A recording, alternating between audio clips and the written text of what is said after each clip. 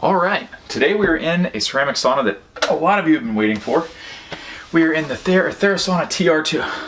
Thersauna, good lord, these people are gonna kill me. We're in a high-tech health TR2. I guess after you've been in so many saunas, they all kind of can't remember the names. We're in a high-tech health TR2. Now, I've already tested this sauna and used it twice. So obviously I've already vetted it completely, or it wouldn't be in the videos list. This is probably one of the lowest EMF ceramic saunas out there, if not the lowest. At least from all the ones that I've seen. If you're looking for a ceramic sauna, some people have to have a ceramic sauna. And so if you're in the market for one of those, this is the lowest EMF ceramic sauna that I've ever seen. Let's go ahead and so the sauna is off. We're gonna do some preliminary stuff like we normally do. Detecting a little bit of Wi-Fi, but let me make sure that that's coming from the other room, and let me disable a couple of things. So let me pause the video really quick and I'll be right back. Okay, so you always want to I see a lot of people doing EMF reviews in saunas and stuff, a lot of amateur people. Not that I'm an expert or anything, but I do have a lot of experience doing this. One of the biggest mistakes that I see people making is not paying attention to ambience in the room, which means if the sauna was unplugged or off or not even assembled yet, and you took EMF levels of the room, what would you get? And so a lot of times there's things in the environment that appear like they're coming from a sauna if you don't know how to take those things into account. For instance, I put out a video a couple days ago with the tri-field meter, and it was because I set this sauna up and I took my most trusted meter and I set it on the bench and we had 3 or 4 milligauss. Now that's not in alignment with what these guys told me it was going to be when I bought this thing.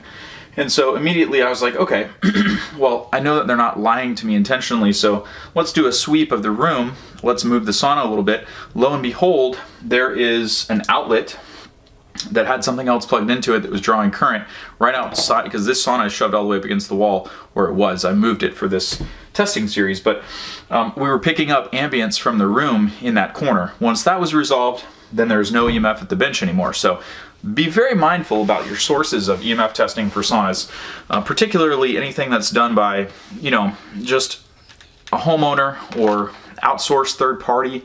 Doesn't really clarify, if they're taking the sauna apart, if they're taking a heater out of it and sending it to a lab, if they're testing the sauna in its native environment, because that's what your body is exposed to. Okay, sauna's off. There's no cell phones in the room. All transients are eliminated. No Wi-Fi in the building.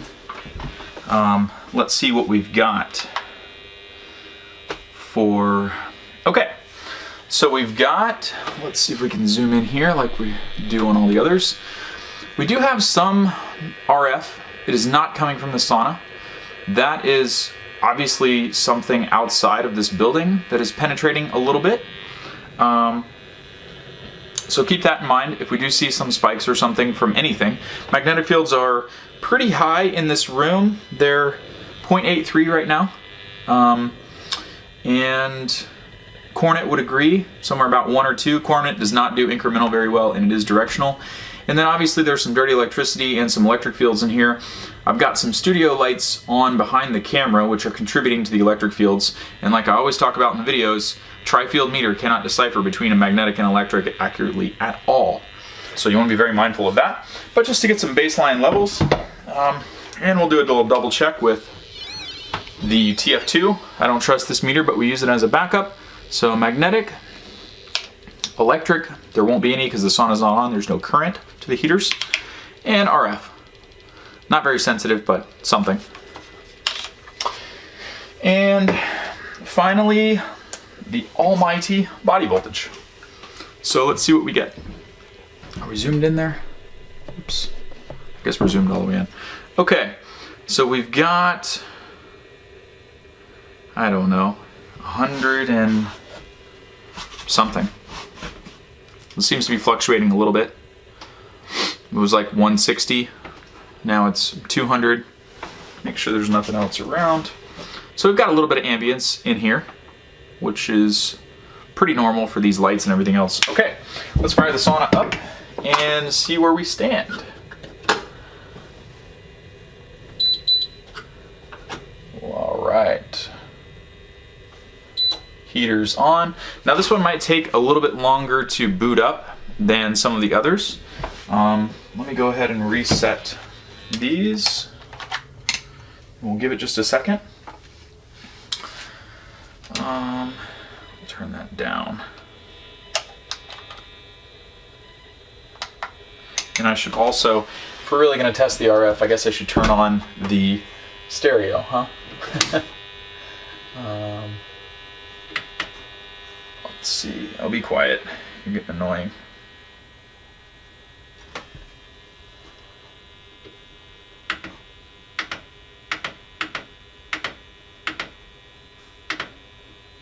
Sorry guys, if this takes too much time, you'll have to just fast forward to whatever is applicable to you.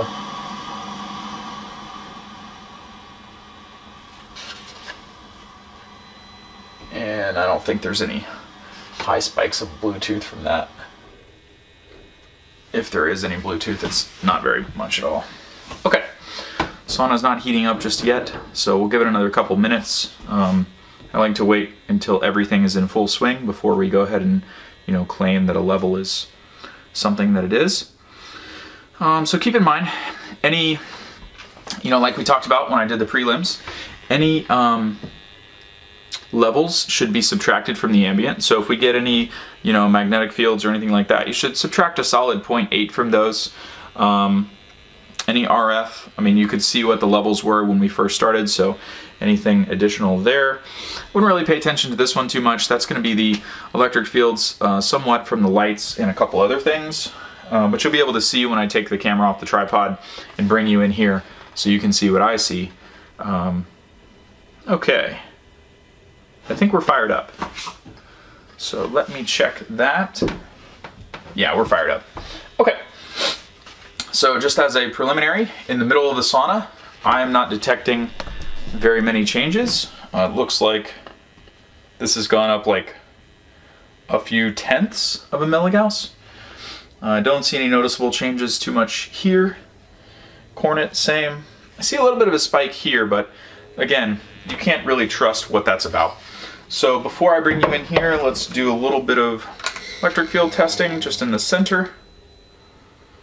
And I've got under 10 volts per meter, about 2 to 3 volts per meter, which is excellent. Really, really, really good. So, and let's see if there's been any noticeable increase in body voltage thus far. I've got 250, I've got 190, so we're fluctuating a little bit. Let's see, 300. It's fluctuating a little bit, but I'm also moving around, so keep that with a grain of salt. The most spike that I've seen is about 100, meaning we went from 200 volts per meter, or 200 millivolts to 300, but that doesn't seem to be consistent. So as of right now, I would say that it is pretty damn low. So let's bring you in here so you can see everything. We'll take the camera off there and get you inside. Okay, let's hop inside the sauna. Give you a little tour. This is the High-Tech Health TR2. It is the 2-person model. I guess I can show you what it looks like from out here first, huh? There are some cool features of this sauna. It's a little bit different than a lot of the other saunas that I test. It's got ceramic heaters in it. I love the angled heaters here with the little shelf. That's a super nice feature. There's no feet heater, but there is a calf heater back there. And we've got glass on this side. And we've got nice speakers. There's some LED lighting. There is a stereo there. There's an exhaust fan, which is kind of a cool feature. It does make a little bit of noise though. That was kind of a surprise. I have a quiet fan in one of my other saunas. But let's go ahead and do the EMF testing. So what we've got here is the standard array of meters that I always start with. And let's reset this so there's no peak hold spikes on the meter. Turn the volume down so it's not annoying. And make sure that's on magnetic. We'll leave that alone. Okay. This is the High-Tech Health TR2. I keep saying the wrong names today, don't I? Let's just go right over to the side wall. No change. Right at the backrest, hardly any change. There's not any RF in here, or at least no noticeable spikes. Let me see if I can zoom this in. So we've got no change there. Let's go to a closer backrest. Okay, so we've got 0.14 increase, which is really low. Now that's reading a little different. We'll investigate that. And let's see, actually let me reset this. And go from there. Okay, so cornet is 0.5, 0.95. That looks pretty good. Everything looks pretty good. We'll test the bench. Let me go ahead and shut these down. And let's go do some investigating. So, here, let's check the bench level. Bench level is excellent. And let's check the side. Excellent. Backrest. Now, one of the things about ceramic saunas is ceramic heaters are next to impossible to mitigate electric fields. And so one of the only ways is to put distance between you and the heaters. And they've done a good job of that with this backrest. You're gonna see in the front here that I'm pretty sure there's a pretty good spike of magnetic fields here, about 7 milligauss right at the heater. If you come out 2 inches, it drops to about 2 milligauss, maybe a little bit more. And if I sit in the sauna and you come to the knee level, it's under 1 milligauss. But just so that everyone is aware and no one gets blindsided, there are magnetic fields at the heaters. This is hardly, it's next to impossible to get rid of in a ceramic sauna. But if you are in the market for a ceramic sauna, this is one of the lowest on the market for sure. I'll show you in just a second. A Therasauna, or any of the saunas that have the more electric ceramic heaters in them, generally have 10-12 milligauss, but they also have electric fields and body voltage that's a little bit higher than this. So let's go ahead and check the feet heater. That's not too bad. Drops off. Let's go ahead and check the floor like we usually do. And no issue there. Okay. Now let's go ahead and check for electric fields. Electric fields are great. Under 10 volts per meter, under 5 volts per meter. That's excellent. So this sauna is going to continue to have low body voltage, which I'll show you in just a second. Granted, there is a backrest here, but if we just go all the way in, under 5 volts per meter. Excellent, excellent, excellent.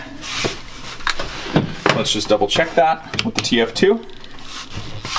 Electric fields. Yeah, same reading. I'm confident that that's accurate. We get the same averages with multiple meters. I mean, we're in good shape. So we do have a little bit of magnetic fields. Again, that's pretty common with ceramic saunas. Let's test body voltage one more time. Let's see. And it's under 200 volts per meter, or under 200 millivolts, which would be 0.2 volts. That's very good. I'm very pleased with that. It's under my threshold. Let's see what else we got to do. Let me show you. I'm going to put the camera back on the tripod and I'll show you a couple other things. Okay, so some people might be a little uncomfortable that the front heaters have 6 milligauss magnetic fields in them and the other ones don't. But the way that they're positioned, there really isn't an effect on the body at that distance. If you're looking for a ceramic powered sauna, if you have to have a ceramic sauna, this is going to be one of the lowest. And the reason why is the Therasauna or any of the other competing ceramic saunas that I've been in that use the more electric ceramic concave heaters, most of those will have body voltage in excess of 3,000 to 4,000 millivolts, which is 3 to 4 volts, which is about, what would that be, 100 times the body voltage of this. And they have electric fields in them with them mitigated, usually about 30 30 to 40 volts per meter.